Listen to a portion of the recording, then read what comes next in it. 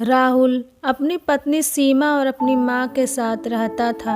गर्मियों की छुट्टियों में राहुल की बुआ फूफा अपने लड़के सोनू के साथ उनके घर पर रहने आए। घर आते ही फूफा जी राहुल से बोले कि यहाँ तो बहुत गर्मी है, घर में कोई एसी नहीं है क्या? राहुल की माँ ने बोला, भाई साहब अभी कुछ दिन पहले ही राहुल ने अपने कमरे में एसी लगवाया है।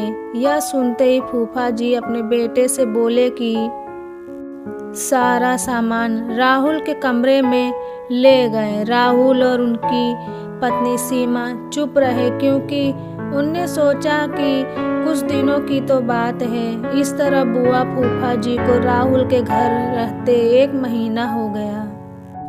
राहुल ने अपनी माँ से पूछा कि बुआ जी कब जाने वाली हैं?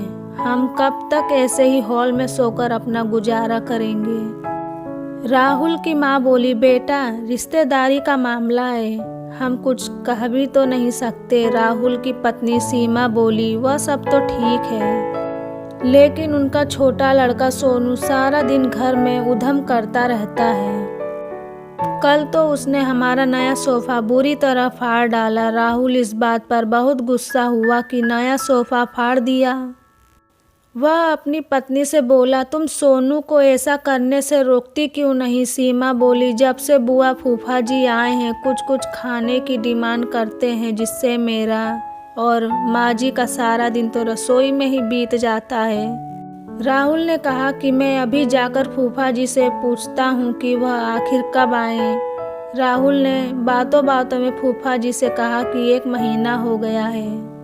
आपके जॉब की छुट्टियां तो ख़त्म हो गई होगी ना? फूफा जी बोले, राहुल मैंने जॉब तो कब की छोड़ दी, अब तो मैं बिजनेस करता हूँ और अब मैं इस शहर में भी कुछ बिजनेस खोलने की सोच रहा हूँ। पहले इस शहर को अच्छे से समझ लूँ, जिसमें 2-3 महीने तो लग ही जाएंगे। यह सुनकर राहुल समझ गया कि फूफा जी अभी जाने वाले नहीं हैं। उसने यह बात अपनी पत्नी और माँ को बताई।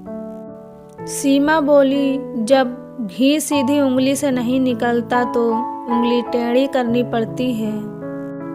इनके साथ भी कुछ ऐसा ही करना होगा। आप यह काम अब मुझ पर छोड़ दीजिए। उसी रात बुआ और फूफा जी छत पर थे। तभी उनका लड़का सोनू चिल्लाता हुआ उनके पास गया और बोला कि मैंने अभी एक चुड़ैल को देखा है। तभी एक चुड़ैल वहां आ गई और बुआ और फूफा जी को बोली कि तुम में से कौन पहले मेरा भोजन बनना चाहता है। चुड़ैल को देखकर वह बहुत डर गया और उस घर से भाग गए। उनके जाने के बाद सीमा ने अपना चुड़ैल का मुखौटा उतारा। बुआ के परिवार के जाने के बाद सबने चैन की सांस ली। सीमा की सास ने सीमा से कहा कि तू तो बड़ी अच्छी चुड़ैल बनती है।